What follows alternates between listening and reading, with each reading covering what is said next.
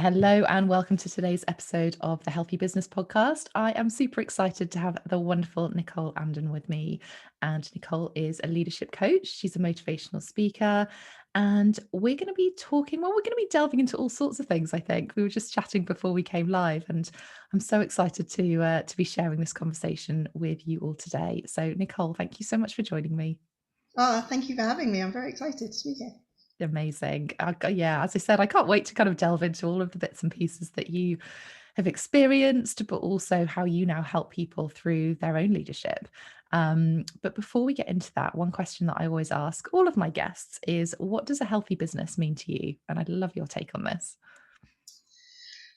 So it's really interesting. I run a leadership program within the defence industry for a very big organisation, and so you can look at it two ways. The first way is, what does a healthy business look like? Well, it looks like one that is financially viable. It looks like one that looks after its people. It looks like one that has a low turnover, that brings its staff through their ranks.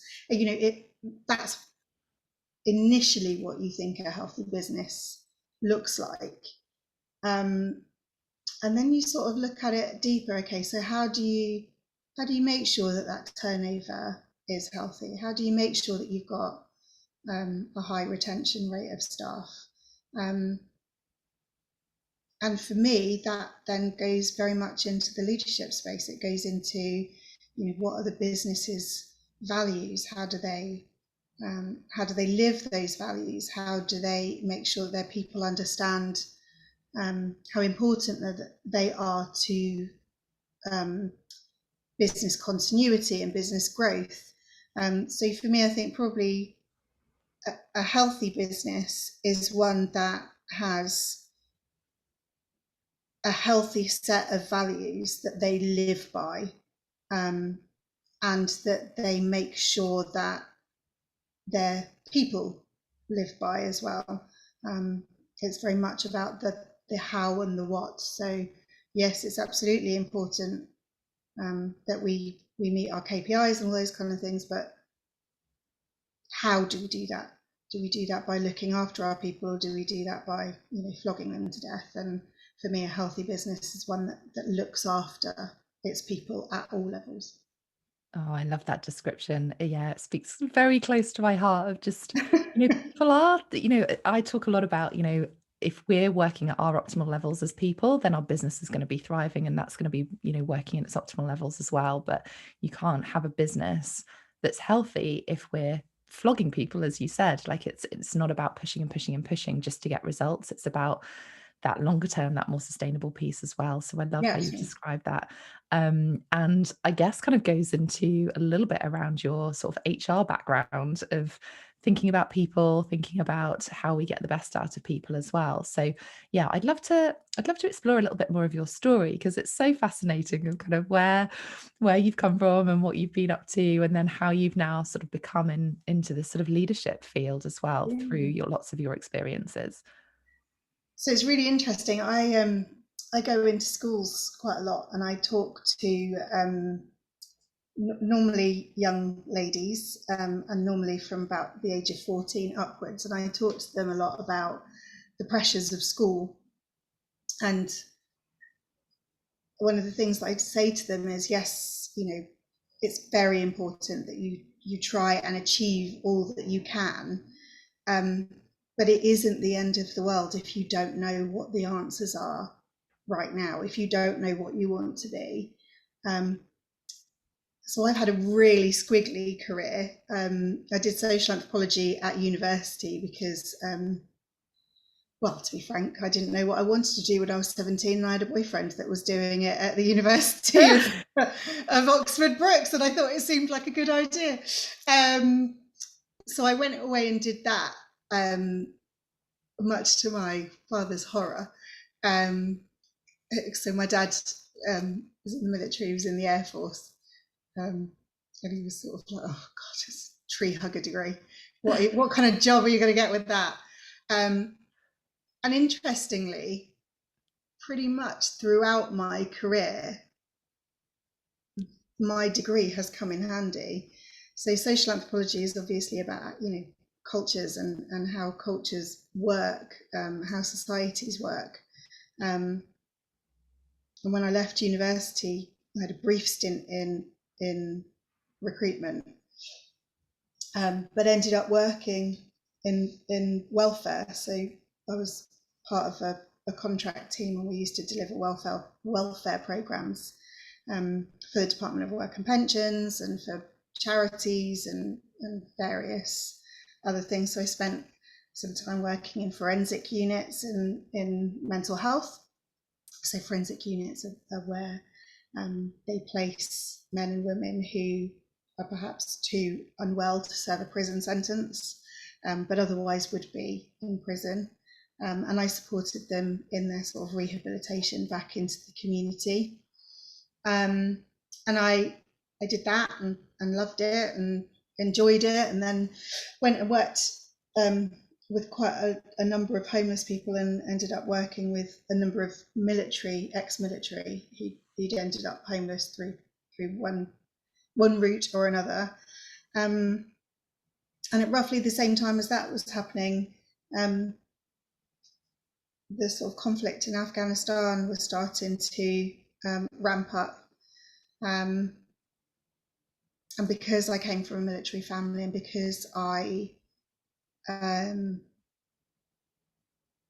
a dad who'd been out and served in Iraq and previously in the Gulf War, for me it felt really important to be part of that. So I moved into defence, and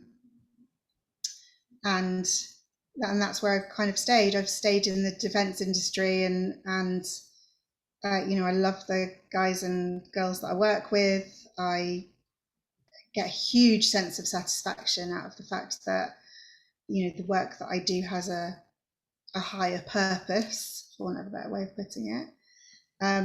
But one of the things that you do come across working in defence, and also working in forensic units, and working with senior leadership when you're managing contracts within the civil service, is that leadership tends to be majority men, even though perhaps in a lot of those organisations, when you look at the gender split, definitely not in the defence industry, but when you look at the gender split in a lot of the charities and a lot of the other areas of government services that I worked in, there was a majority of women, and yet when you got into leadership, it was majority men. And I think that's probably most people's traditional view of Yeah, that sort of industry leadership. as well, isn't it? Is that the leadership roles have traditionally been men. Yeah. So I started to notice that.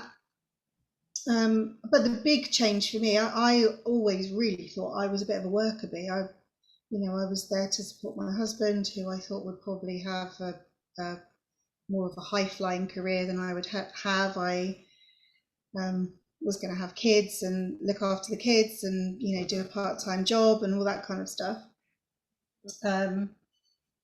And I had my daughter. We tried really hard to have my daughter, which we've touched on between us, and we'd had losses before I got pregnant with my daughter, and losses subsequently, but in particular beforehand was quite difficult.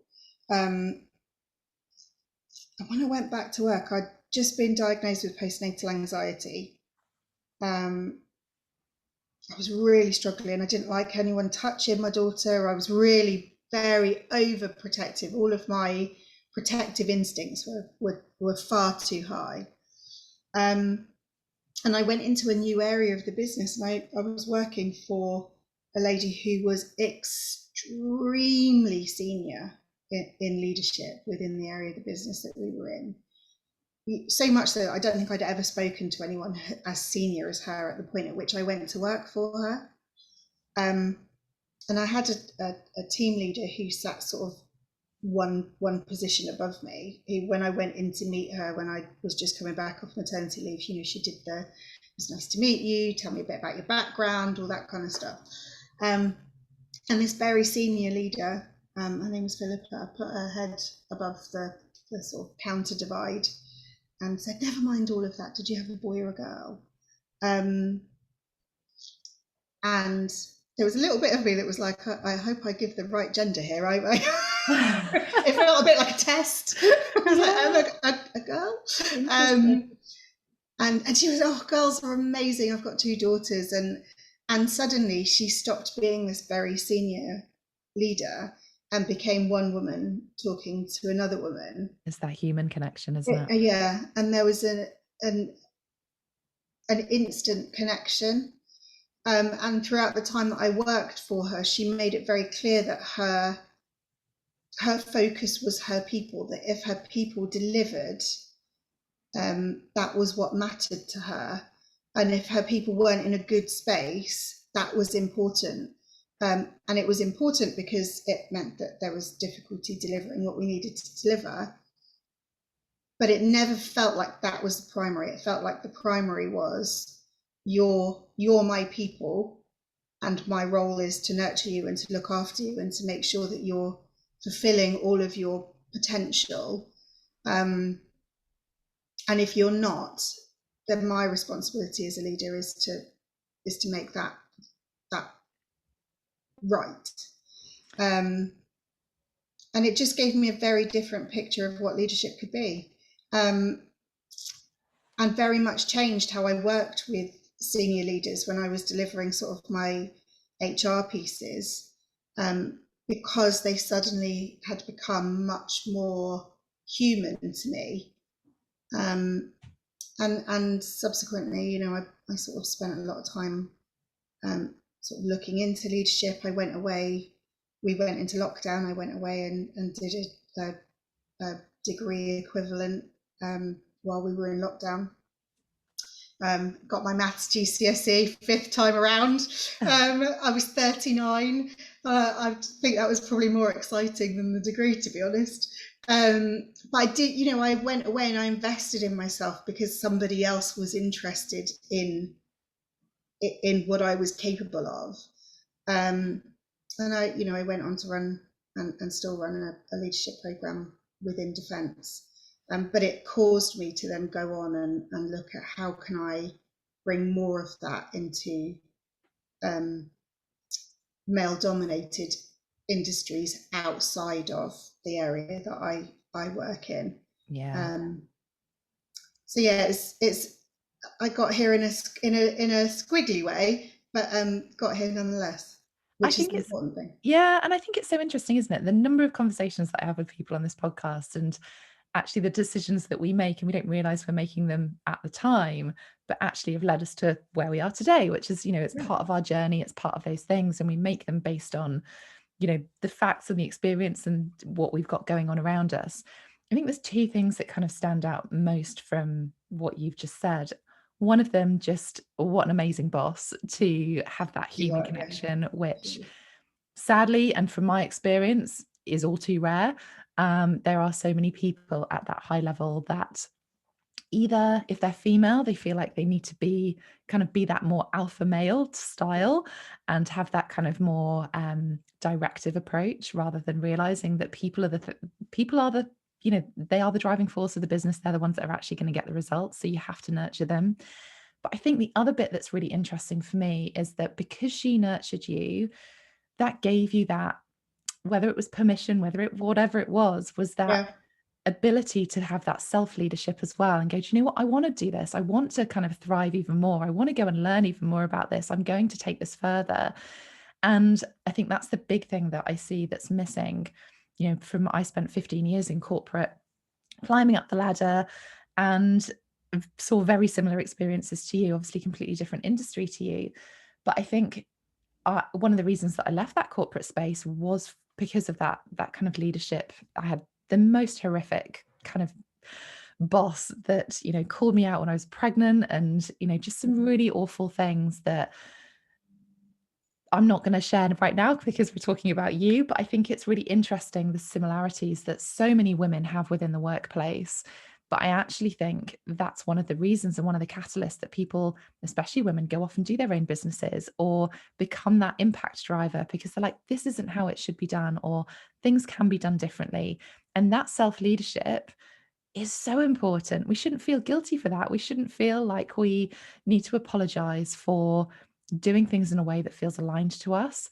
And I think, I see this with business owners as well. Like, it's, as you are a leader as a business owner, whether you're employing teams or you're not, you still need that self leadership to be able to have that confidence, that courage to do things in a way that feels good for you.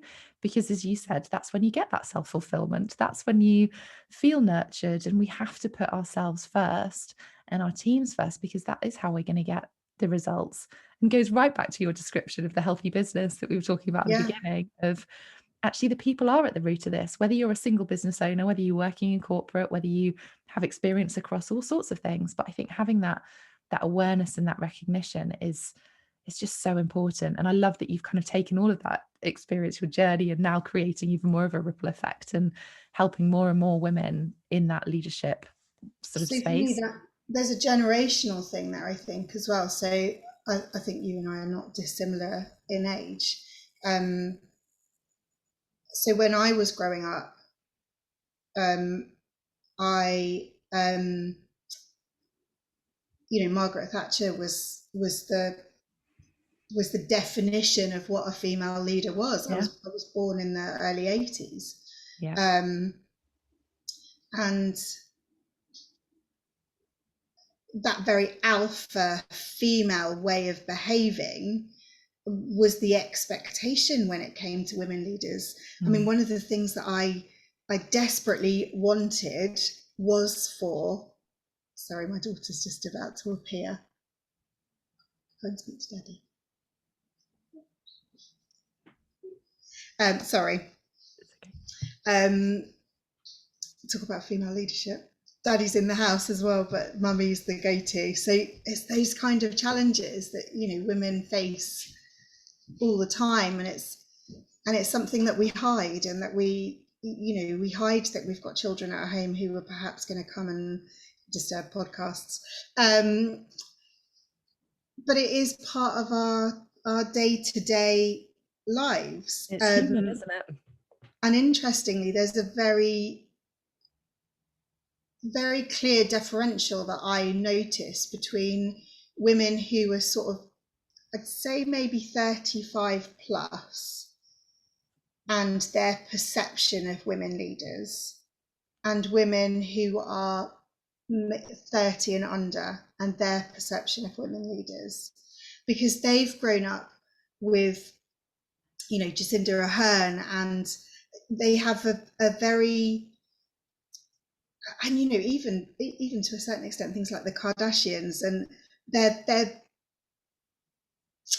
their perception of women leaders and women in business is rooted much more in femininity, um, and bringing out those feminine values, the collaboration, the sort of working together, the ability to be vulnerable, where women who are sort of 35 plus grew up in a very different environment, where we were used to seeing women who had to lead in this very alpha male way in order to be accepted in any way. Mm. And my hope is, and it's one of the reasons that I work in three different ways. So I do one-to-one coaching with women leaders to provide them with, this safe space for them to be vulnerable, because quite often they're not in a position to do that in work, or they don't feel that they're in a position to do that in work. And we do a lot of exploration around, psychological safety and vulnerability, and how to nurture your people in a way that feels authentic to you, but without putting your career at jeopardy, because there is still a risk of that in lots of ways. I go into corporates and we talk about how to lead with compassion, how to create that psychological safety in work, so that more people who are from the diverse talent pool, more women, more people from the LGBTQ, more ethnic minorities are able to go up into the higher echelons of leadership. But for me, it's one of the big reasons that I then go into schools and talk to young people about leadership, and talk to them about what that should look like, what healthy leadership should look like. Um, and it's really easy when we talk about men and women in leadership, and we talk about alpha male. I can't tell you how many men I've worked with who have also been brought up with this idea that in order to lead, you have to be this strong, dominant, um, balls to the wall, for want of a better way of putting it, male, and that that doesn't fit their narrative either. Quite often they would be far more comfortable being compassionate, being kind. It was really interesting hearing you say about your pregnancy and the challenges that you had. So I worked in a very male dominated environment when I was pregnant with my daughter, and I don't think I've ever felt so nurtured. That's amazing. They were very, very protective of me. Most of them were fathers. They were, I've never been offered so many seats in my life. It was, they were very protective, almost too much so on occasion. But the pregnancy that I had before my daughter that I'd lost, I worked in a much more female environment, and I was very poorly Mm, with the baby before Lillian, um, and I was treated horribly by other women. yeah.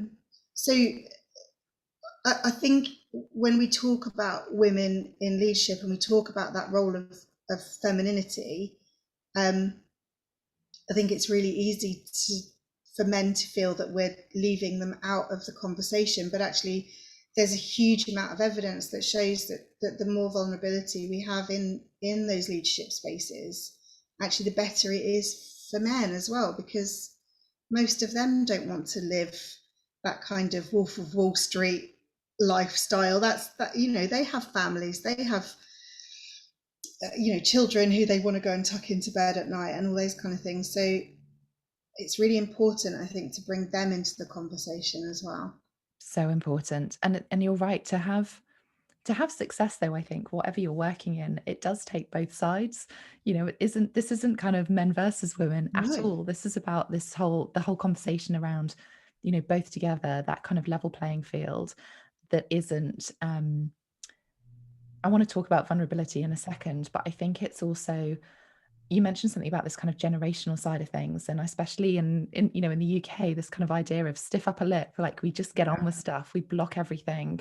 It's seen as a weakness to talk about, health or mental health or even something else that's going on outside of work. And I'm a massive believer in the fact, actually, one of the phrases that I hate is work-life balance, because for me, it's all life.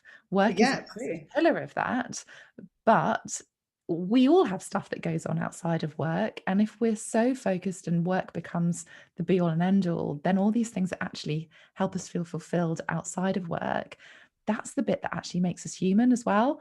And when we don't bring those things into our workplace, then that feels uncomfortable. It feels like we've got this alter ego and we're feeling like we have to be this kind of different person at work. And I love the fact of kind of bringing in, the vulnerability side of things. But I think, and forgive me if I'm wrong in this, but I think there's so much now where there's almost an expectation to bring in so much vulnerability. And I think people are now just worried about what those levels of vulnerabilities look like. Like, people don't want to share warts and all about stuff that's No. going on for them necessarily, but they want to feel safe with their colleagues. They want to feel supported by their colleagues, or even within, clients and things like that. You want to have that safety net that means that you can still be you and not feel judged for things. And I think, and it probably leads into a little bit around, one of the things you kind of touched on as well is, we're so into now of, diversity and kind of cancel culture. And I think people are now scared of saying anything to a certain extent. And it's like, how Yeah. do we balance that vulnerability, but also have that inclusion, but also recognize that all this kind of judgment, like, it is a bit of a minefield, isn't it? Yeah. So I work with there's a chap that I work with, and all of the work that I do with my clients, because of the environments that they work in, and because of the seniority that a lot of them are, we keep that confidential. But he is a director of operations for a very big part of the defence industry, and he and I quite often have conversations because he's been called in to talk in front of a network of whether it's a women's network or whether or not it's a, and he quite often comes and says to me, this is what I want to say. Can you give me an idea of how this might land, or how I can make sure that I'm not going to offend anyone with what I'm saying? And in particular, recently he went in to talk to a women's network, and he was, he was saying, hopefully it'll land okay. What can I say? And I said, you know what, just you have a daughter, and he has quite a strong-willed daughter who is, she sounds epic, but what would land well with her? And one of the things that I loved that he said, after we'd done some work together, was he said to them, I'm your ally. I'm here to support you should you need it. And afterwards we talked quite a lot about allyship and what it meant. And coming from the defence industry, for me, an ally is somebody in the defence industry, as an ally in NATO or anything like that. We are there if your sovereignty is threatened. We are there to help you protect your sovereignty. But until your sovereignty is threatened, your sovereignty is your own, to do with as you will. It's not our place to dictate to you how you manage that sovereignty. But at the point at which it's threatened, that is when we stand with you and say, what do you need? Not this is what we're going to give you. We would say to that sovereign nation, what do you need? And they would say to us, okay, we need whatever. And for me, that is what being an ally is when it comes to working with women, when it comes to race, when it comes to culture. An ally is somebody who supports you to maintain your sovereignty, but then when you need, or when you're threatened in some way, stands with you and says, okay, what do you need? We've got your back. And I think when we talk about vulnerabilities, if we take that one step further with sovereign nations, part of the way that we maintain that is by having our strong boundaries. It's by having a clear line between this is me and this is you. And when you don't have that, that's when things bleed into each other. It's when things start to go wrong. One of the things that I work a lot, both with the younger generations that I work with, when we talk about vulnerability, because there is this overshare. One of my pet hates is when people post pictures of themselves in hospital and they're like, I'm in hospital again. and it's a fragile, almost narcissistic sort of vulnerability that is not there to engender positive relations. It is there to gain a reaction. And as a leader, if that's what you're hoping to achieve, then that's all about your ego. And that is not where you should be leading from. You should be leading from a place of service. That's how you engender positivity within the people that you work with, and trust within the people that you work with, by providing a service to them. At the point at which it becomes about your ego, that's probably the point at which you should be re-examining how healthy your leadership is. Yeah, and I think that crosses over into, the products and services you put out there. It comes across in the content that you share, how you show up. It all comes back to that leading with serving rather than your ego. You can have the best possible product and service, but actually, if that's not going to help the people that you're there to serve, then that's purely ego, because it's you that loves it, and actually it's not going to sell. So if we look at it purely from a commercial perspective, but I think when we go back into that kind of personal side, that is that self-leadership, that is that self-awareness and that self-responsibility of going, okay, let's drop the ego here. Let's look at actually how I can serve the people, how I can create that impact. because that's always when you're going to get the best results, both personally as well as to whoever you're there to support and serve as well. So I love that kind of coming from a vulnerable place, but doing it in a way that actually means something rather than just doing it for the sake of doing it and getting a reaction. Yeah, and I think people do get confused between ego and confidence. So every leader needs to have a certain amount of ego. They need to have a certain amount Yeah, of yeah, confidence, because I need to trust in myself that I'm the best person at that point in order to support the business or to support the people that I'm working with. So there's always going to be that uh, friction yeah, between you know, removing the ego but also knowing that you're in the best possible place to serve. So again, that self-management and the ability to sort of check yourself and say, okay, so is this coming from my need to impress, or is this coming from my need to serve?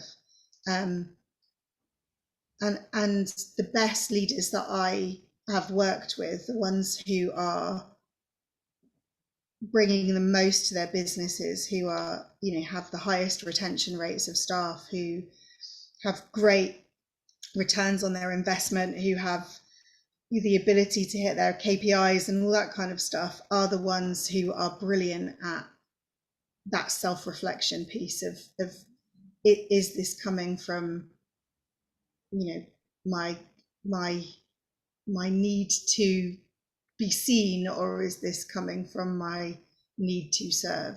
yeah. Um, and interestingly, the military leaders that I've worked with as well, that is very similar, very similar. Definitely.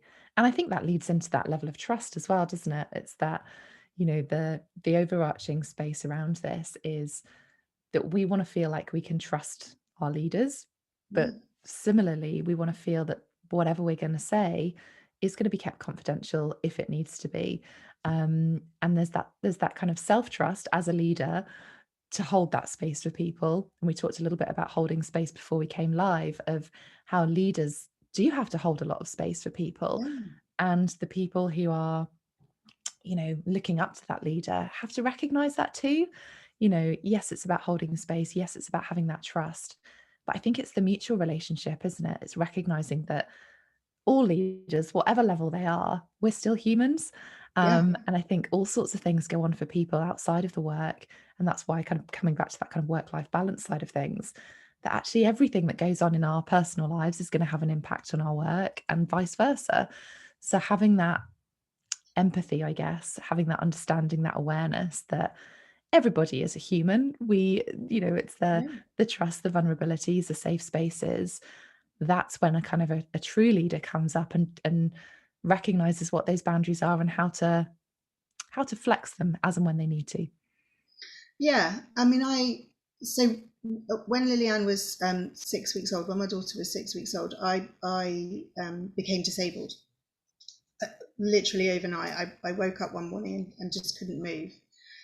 So you know, rushed into hospital, and because they thought maybe I had sepsis because it was so close to her being born, and it turned out it was an autoimmune condition um, that has a pretty big impact on sort of my day-to-day life, Mm, um, and you know, has left me permanently disabled, for want of a better way of putting it.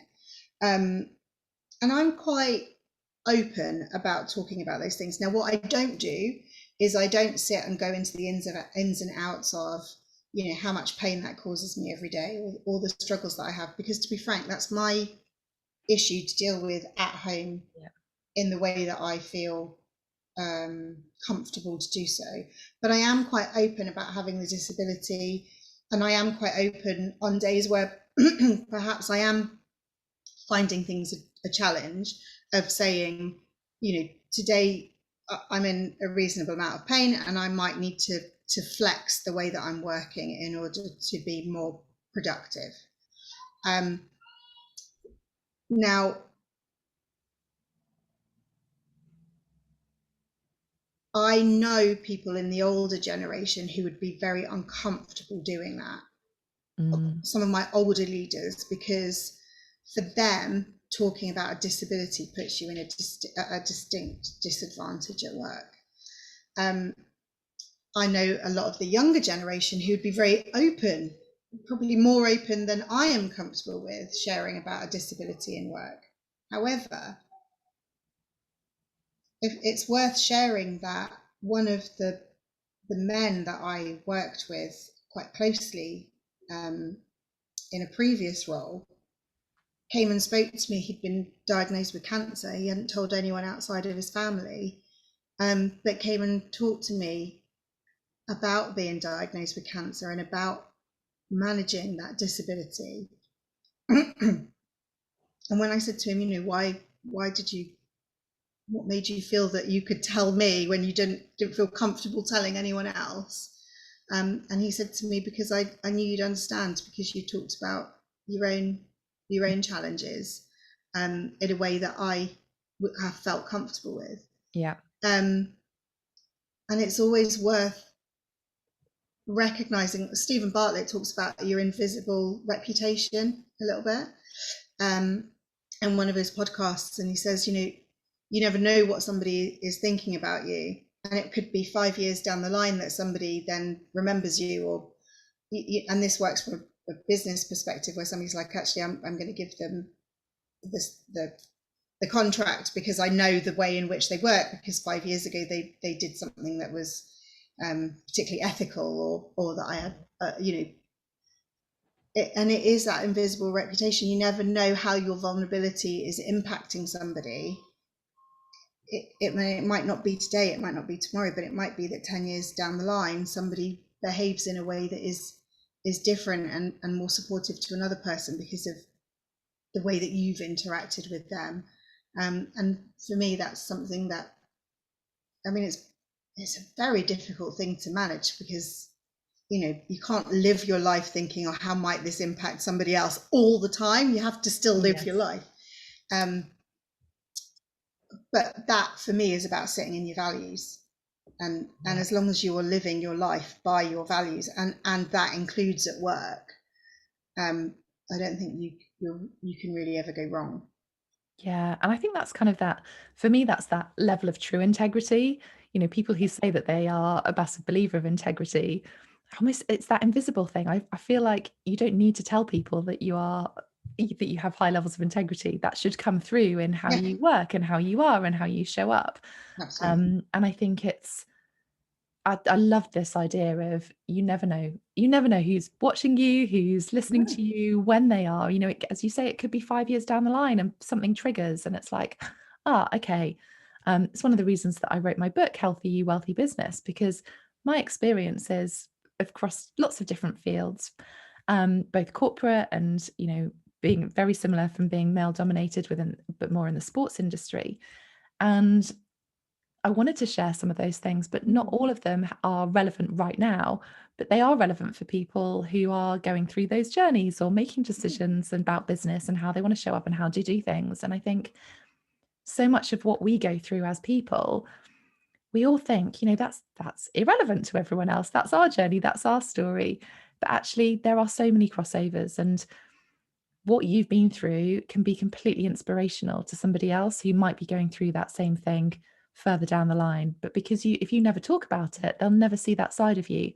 um, so I love that you share some of the bits of your story, and all of the different elements of your journey have led to where you are, but that's what gives you that color, that's what makes you that difference, yeah, to be able to help those people.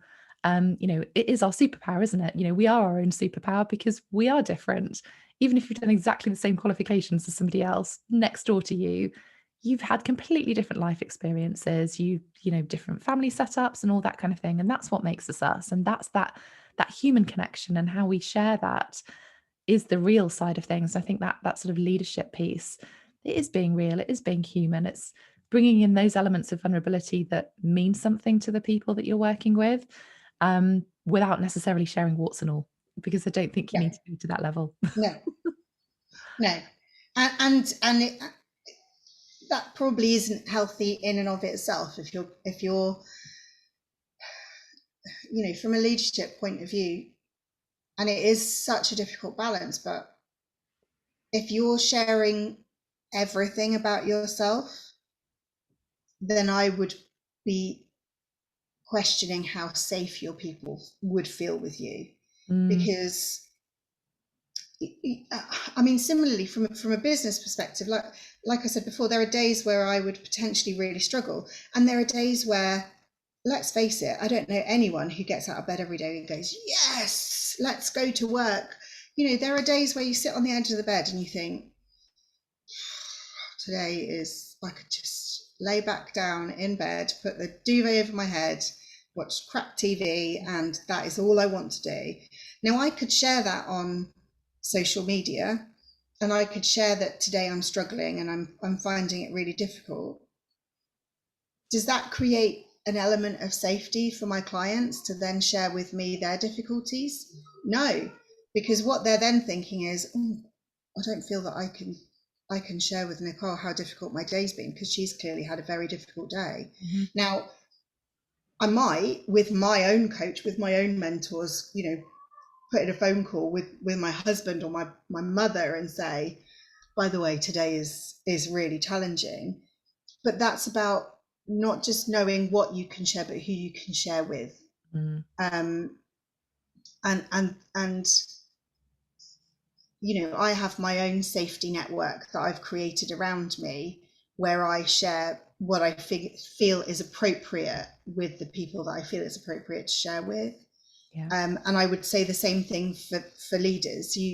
If you're not safe in work to share for whatever reason, because you don't feel that you're comfortable to in that kind of environment, because your boss is not supportive, because you're in a cutthroat industry where somebody's always looking to replace you, then make sure that outside of that environment, if you can't be vulnerable, that you have a rock solid network that you can be vulnerable with. And if that is not your family or a partner, then you create that network by getting a coach, by working with business women who are your peers outside of that environment.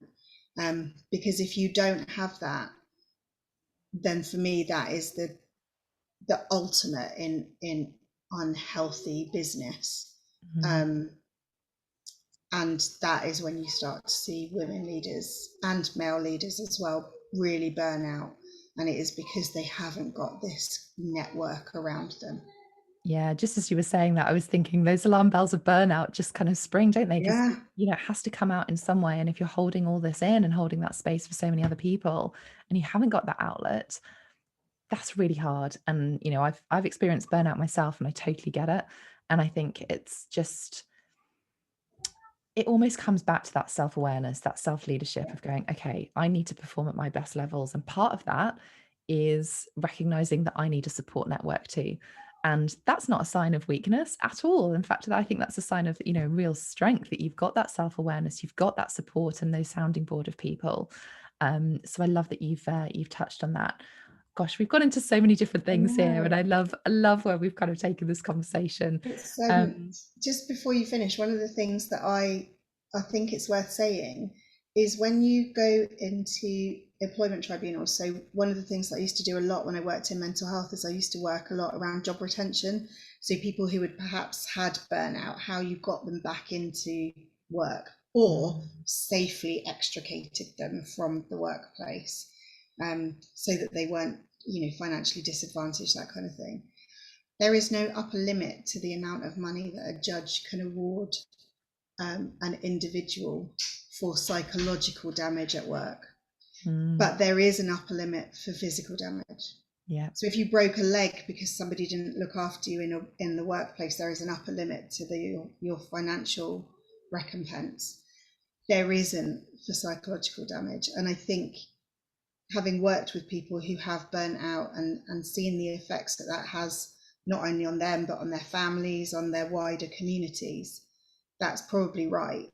Um, but it also just shows just how important being healthy in work is, and having those networks. Um, And just to say again before you close off that if that is somebody that's listening today where they don't feel safe and where they don't, they do feel like perhaps they're on the edge of that, then I know you're available to reach out to. I would be available to reach out to. There are charities that you could reach out to if you feel that you are right on that brink where you're at breaking point. This is your signal to sort of reach out today and get some support, because Absolutely. it can make you very, very unwell. Yeah, um, absolutely.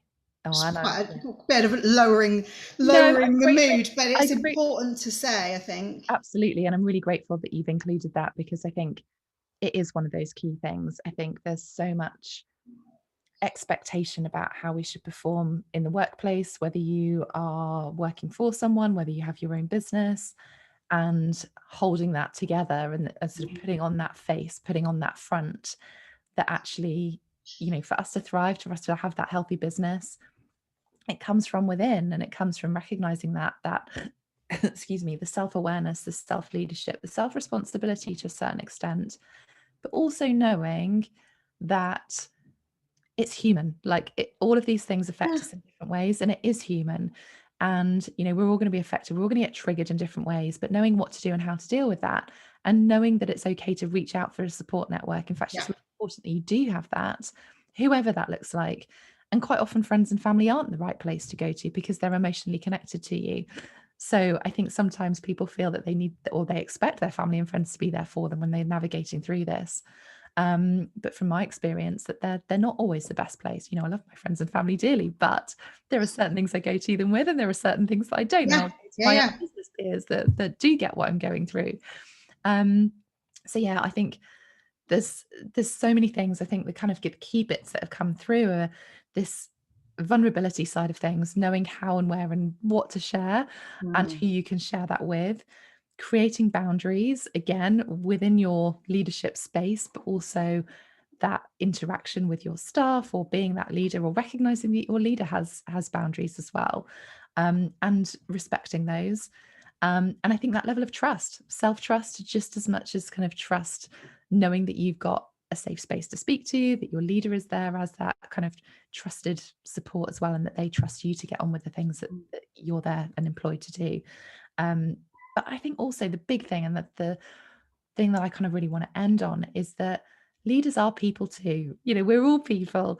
And, yeah. I think sometimes we have this word leader as this kind of put on a pedestal, isn't it? And It's the actually Dalai Lama. It's untouchable, but yeah, yeah, exactly. And, yeah. life happens. We all get that. And knowing how and having that support, whether that's through a leadership coach, whether that's through, business coach that kind of works in this area as well, then whatever it is that you need, work out what it is that you need and reach out for that, because we all work with different people. I have my own business coach because I need that safe space as well.